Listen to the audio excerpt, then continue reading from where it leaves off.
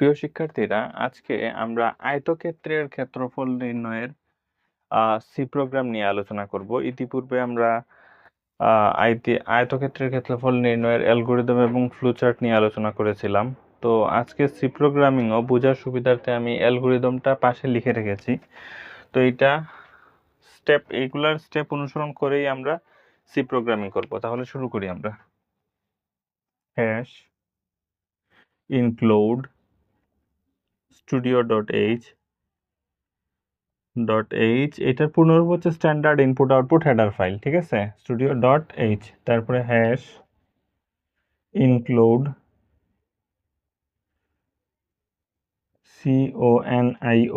conio.h, conio মানে console input output. ঠিক আছে, তারপরে মেইন ফাংশন এখান থেকে শুরু করতে হয়, ভয়েড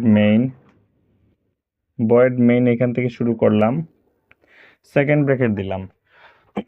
ডাটা টাইপ লিখতে হয় প্রথমে, যে ভেরিয়েবলগুলো নিব। আচ্ছা, তোমাদেরকে যদি পাটিগণিতের অঙ্কের মধ্যে যদি বলে যে আয়তক্ষেত্রের ক্ষেত্রফল নির্ণয়ের আয়তক্ষেত্রের দৈর্ঘ্য দেওয়া আছে এত আর প্রস্থ দেওয়া আছে এত, ঠিক আছে, প্রস্থ দেওয়া আছে এত, এইটার ক্ষেত্রফল, একটি আয়তক্ষেত্রের দৈর্ঘ্য দেওয়া আছে এত, প্রস্থ দেওয়া আছে তো এর ক্ষেত্রফল নির্ণয় করো। ঠিক আছে, তাহলে কি করবা, যে লিখবা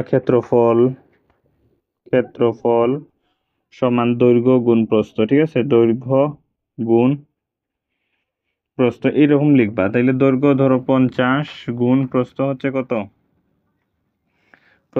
প্রস্থ এইভাবে লিখে দিচ্ছি, প্রস্থ হচ্ছে 45। ঠিক আছে, তো এখন পাটিগণিতের মধ্যে হয়তো এইরকম দিয়ে দিবে ডাকের মধ্যে, কিন্তু ওই যে আমরা যে করতেছি সি প্রোগ্রামিং, এইগুলোর মধ্যে আসলে তো এইরকম দেয় না। এগুলোর মধ্যে কি করতে হয়, ইনপুট ধরে নিতে হয়। ধরো ক্যালকুলেটরের মধ্যে, এই একটা ক্যালকুলেটরের মধ্যে তুমি চাপতে হবে। ঠিক আছে, এখানে বিভিন্ন ডিজিট আছে, এই ডিজিটগুলো তোমাদের চাপতে হবে। তাইলে এই যে চাপবা, এই চাপা মানে হচ্ছে ইনপুট। ঠিক আছে, ইনপুট নিতে হবে। এই দুইটা ডিজিট কি করতে হবে, এই সি প্রোগ্রামিং এর ক্ষেত্রে ইনপুট নিতে হবে এই ডিজিটগুলা। তাইলে ইনপুট কি নিব, এই আইটেমগুলো উপরে ডিক্লেয়ার করে দিতে হবে। ঠিক আছে, আই এনটি ইন্টেজার দিয়ে, ইন্টেজার মানে পূর্ণ সংখ্যা নিব আমরা। ইন্টেজার কি নিব, যেহেতু আয়তক্ষেত্রের ক্ষেত্রফল বলছে, আমরা প্রথমে লিখব রেক্টেঙ্গল এরিয়া, এরিয়া। ঠিক আছে, রেক্টেঙ্গল এরিয়া লিখব। এগুলো মুছে দেই, রেক্টেঙ্গল এরিয়া, তারপরে লিখব রেক্টেঙ্গল এরিয়া, তারপরে আয়তক্ষেত্রের দৈর্ঘ্য লাগবে, দৈর্ঘ্য প্রস্থ,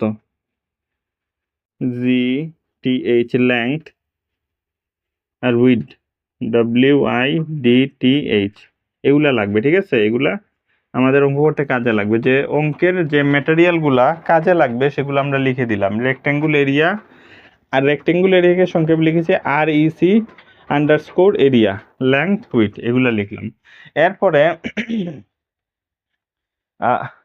এরপরে আমরা কি লিখবো, ইনপুট নিব। ঠিক আছে, ইনপুটের জন্য কি লিখতে হয়, এই যে আমরা আগে 50 গুণ 45 লিখেছিলাম না, তো এগুলো কি ইনপুট নেয়া, এগুলোকে ইনপুটের জন্য লিখতে হয় স্ক্যানএফ, স্ক্যানএফ মানে হচ্ছে স্ক্যান ফাংশন।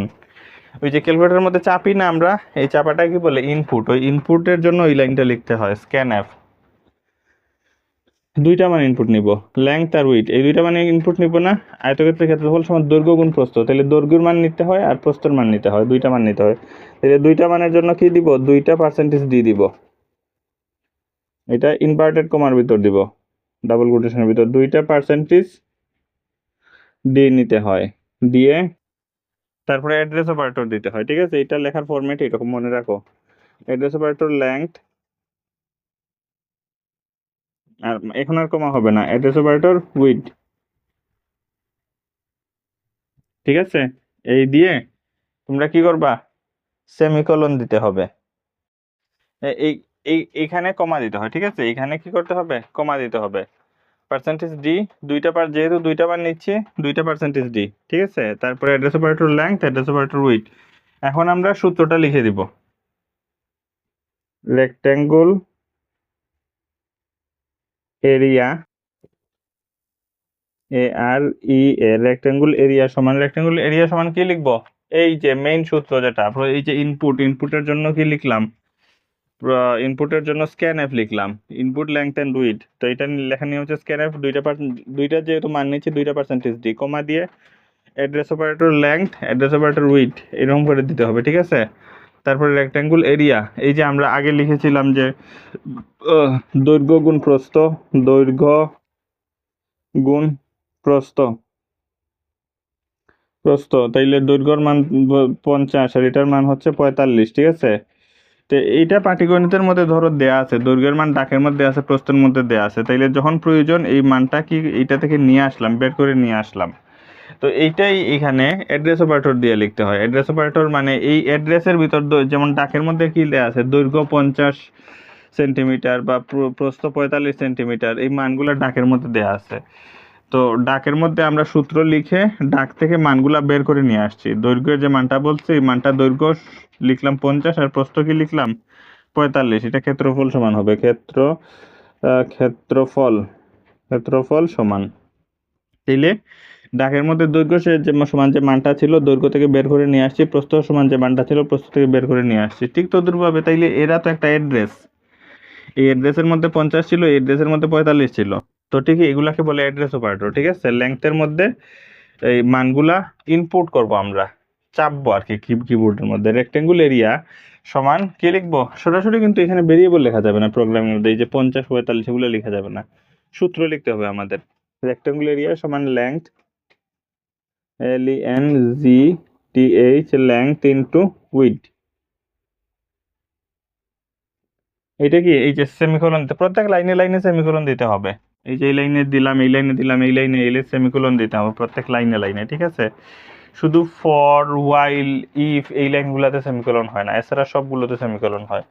আচ্ছা, তারপরে এই যে রেক্টেঙ্গুল এরিয়া লিখে দিলাম, এখন কি করব আমরা, এখন লিখবো মানে রেজাল্টটা আউট করে দিব, ঠিক আছে। তাহলে কি লিখবো, প্রিন্ট এফ লিখতে হবে, print F double quotation result is, বা রেক্ট্যাঙ্গুল এরিয়া ইজ, এরকম লিখতে পারি আমাদের ইচ্ছা অনুসারে। এখানে একটু ডাবল কোটেশনের ভিতর আমাদের ইচ্ছা অনুসারে লিখতে পারি। RECTAN রেক্ট্যাঙ্গুল, এখানে আইপেন দিতে হবে না, এরিয়া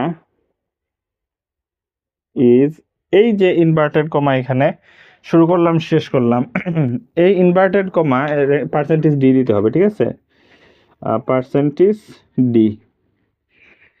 এই রেক্ট্যাঙ্গুল এই যে শুরু করলাম শেষের ভিতর, এর ভিতর এই যে কথাগুলা, এই কথাগুলা তুমি তোমার মন মতো লিখতে পারো। রেক্ট্যাঙ্গুল এরিয়া ইজ বা রেজাল্ট ইজ, এরকম তুমি তোমার মন মতো লিখতে পারো। আর শেষের ডাটা টাইপটা দিতে হবে যে ইন্টেজার থাকলে পার্সেন্টেজ ডি, ঠিক আছে। ইন্টেজার থাকলে এখানে যদি ইন্টেজার লিখি তাইলে এখানে পার্সেন্টেজ, ইন্টেজারকে সংক্ষেপে আইএনটি বলে, ইন্টেজার লিখলে পার্সেন্টেজ ডি, ফ্লোট লিখলে এখানে পার্সেন্টেজ এফ, এটা মনে রাখতে হবে। তারপরে কমা দিয়ে এই কথাটা লিখে দিতে হবে, REC রেক্ট্যাঙ্গুল underscore area, REC রেক্ট্যাঙ্গুল underscore area, ঠিক আছে, সেমিকোলন দিয়ে দিলাম। তাহলে আমাদের শেষ হয়ে গেল। তারপরে আউটপুট কনসোলে আমরা লিখি গেট ক্যারেক্টার ফাংশন। এই যে আউটপুট যে আমরা ডিসপ্লে পাবো সেটাকে পরিষ্কার করার জন্য এটা ব্যবহার করি। তো এই প্রোগ্রামটা লিখে তুমি যখন কি করবা, প্রোগ্রামটা কোড ব্লকস সফটওয়্যারের মধ্যে লিখতে হয়, লিখে যখন রান করাবা এইরকম একটা ডায়লগ বক্স আসবে, ঠিক আছে, কালো একটা ডায়লগ বক্স আসবে, লেখার কালার থাকবে সাদা, হোয়াইট। তখন তোমাকে দুইটা মান নেওয়ার জন্য বলবে, এখানে এবার ডট ডট দেয়া থাকবে এবং দুইটা কি করার মান নেওয়ার জন্য বলবে এখানে, ঠিক আছে। তুমি দুইটা মান চাপবা, এখানে ধরো 50, আর স্পেস দেওয়ার দরকার নাই, না কমা দেওয়ার দরকার নাই, এখানে স্পেস হবে 50 আর 45 দিলা, ঠিক আছে, 50 আর কি দিলা 45 দিলা। তাহলে এই দুইটা ডিজিট চাপার পরে তুমি যদি এন্টারে চাপ দাও তাহলে তোমাকে রেজাল্ট দেখাবে যে রেক্ট্যাঙ্গল এরিয়া ইজ, এই দুইটা গুণ করে গুণফল এখানে দেখাবে, ঠিক আছে, বোঝা গেছে। মানে এখানে সরাসরি মান দেওয়ার প্রয়োজন হয় না, এখানে এই সূত্রগুলো লিখতে হয়।